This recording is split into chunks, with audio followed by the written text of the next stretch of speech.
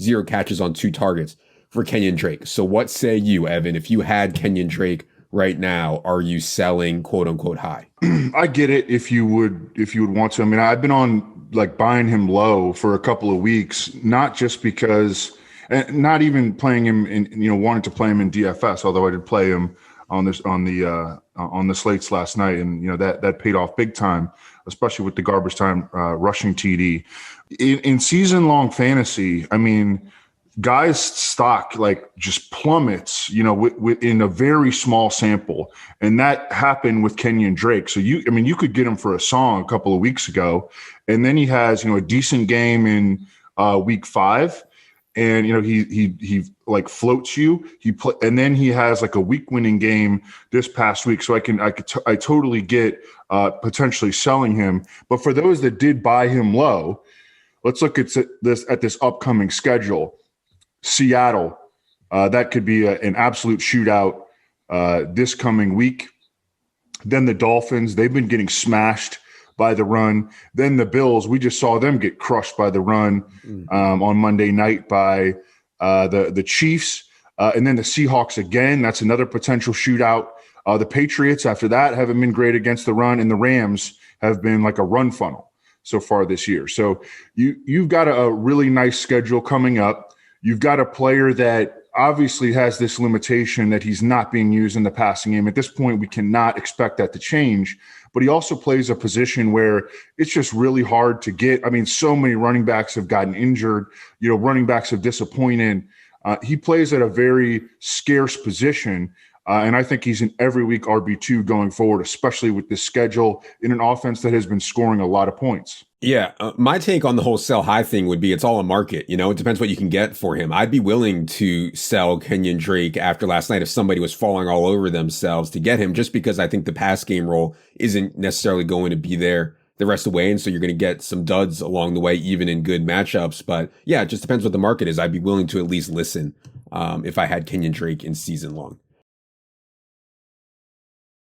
I don't want to put this all on Andy Dalton. Like, don't get me wrong, Andy Dalton was not good, but Gallup had a touchdown just like bang right off his hands. Zeke fumbles twice. I mean, they just got into a bad spot. And I get it. Dalton was not good. And the game script ends up like a Dak game, though. You get behind huge. You throw it 54 times at Andy Dalton. You rack up some garbage time points. Like, I can kind of live with that, but it's still concerning the way that Andy Dalton played. What would you say to people now who have Amari Cooper, who have CeeDee Lamb, who have Michael Gallup, who have Zeke? What do you see out of Dalton last night, and how do you think it'll go going forward? It can only go up from last night. It was so bad. And you're right, it wasn't all on Dalton. Multiple lost fumbles by Zeke. I thought a lot of the penalties called against Dallas were really, really questionable. The just egregious touchdown drop by Michael Gallup. Andy Dalton drops back to pass, 58 times and scores 11 fantasy points. That's worrisome. I think it'll be interesting to see if they try to go after Ryan Fitzpatrick. If they try to acquire Ryan Fitzpatrick from the Dolphins, the Dolphins just benched Tua Tagovailoa or just benched Fitzpatrick for Tua. That suggests to me that they might be willing to shop. They've been very, very active on the trade market under this sort of revised regime over the last year and a half. And I wonder if the Cowboys might go after Ryan Fitzpatrick. I think that would be interesting. But I do think that Andy Dalton is going to play better than that. But it also just goes to show what a difference maker that Dak was, because Dak could have, moved his way out of a lot of those jams that the Cowboys got themselves in from a pass protection standpoint. And the Cardinals did not even have Chandler Jones, which, by far their best pass rusher. That was scary. Again, they're not going to have Tyron Smith or Lyle Collins for the rest of the season. They're bookend starting tackles. Travis Frederick retired before the season. They're longtime stud center. So the offensive line is not going to be good. And, that's something that can become, magnified as a problem with a quarterback that lacks mobility. Ryan Fitzpatrick at least would bring them some mobility. Big news out of Miami is even though they are 3-3, even though Ryan Fitzpatrick is playing at a pretty high level, even though they have a chance to go to the playoffs, they go into their bye and are going to sit down Ryan Fitzpatrick and go with Tua Tagovailoa.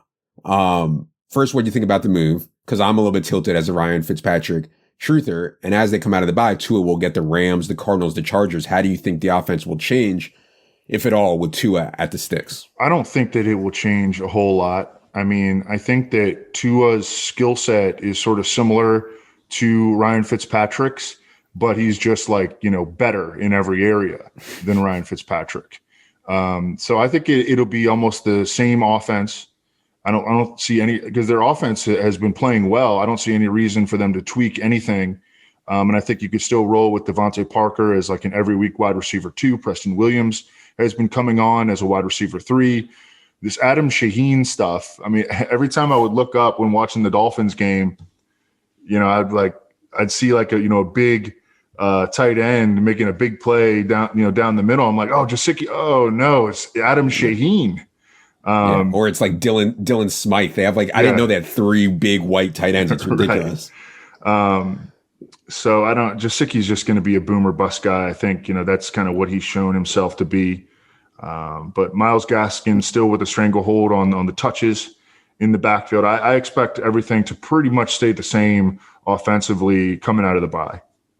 Yeah, I guess I'm a little lower than you are. I think that it's going to be hard for Tua to replicate what Ryan Fitzpatrick has been able to do in this offense. And maybe that's a bad take. And, I'm no scout, but I just have so much respect for what Ryan Fitzpatrick can do for wide receivers, for running backs, for tight ends, for everybody in the offense from a fantasy perspective. I mean, they may not be as productive. I'm just saying, from an schematic standpoint, right. I don't think they're going to change anything. Right. Yeah. Yeah. I mean, I'd be a little bit worried if I had Devontae Parker and Gaskin, but we'll see. Oh, okay, I wanted to ask you about one thing, because I think that this is an interesting thing to talk about. So the Panthers have a lot of money invested in Christian McCaffrey. Christian McCaffrey, the reason that he was one of the main reasons that he was the number 1 overall fantasy running back last year and was the number 1 overall pick this year is because, he's like an almost 100% usage player. But Mike Davis has performed so admirably that I wanted to get your take.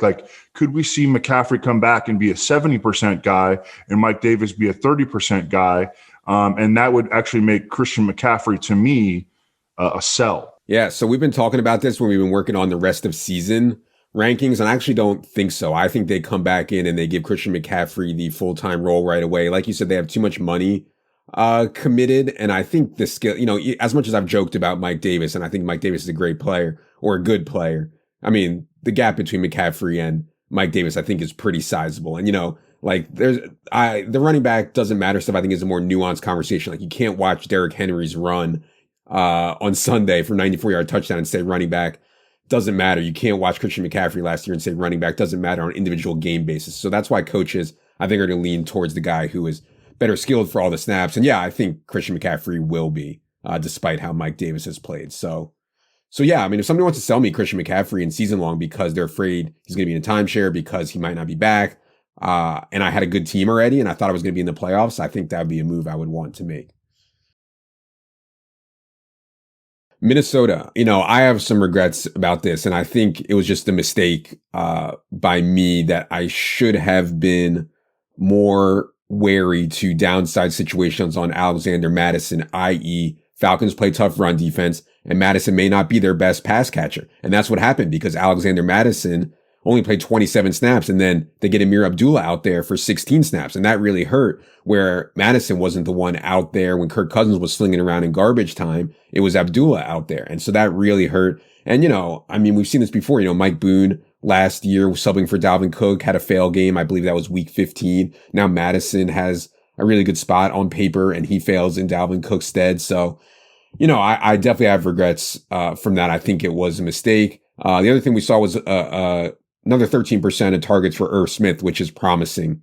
But they're on the bye. Then they get the Packers. Anything on Minnesota as they head into their bye? Yeah, Dalvin Cook expected back after the bye. I don't know. I think you summed it up pretty well. The game script also really worked against Alexander Mattison, and that was not expected. I mean, the Vikings, I think, ended the week as 4-point favorites or 4.5-point favorites against Atlanta.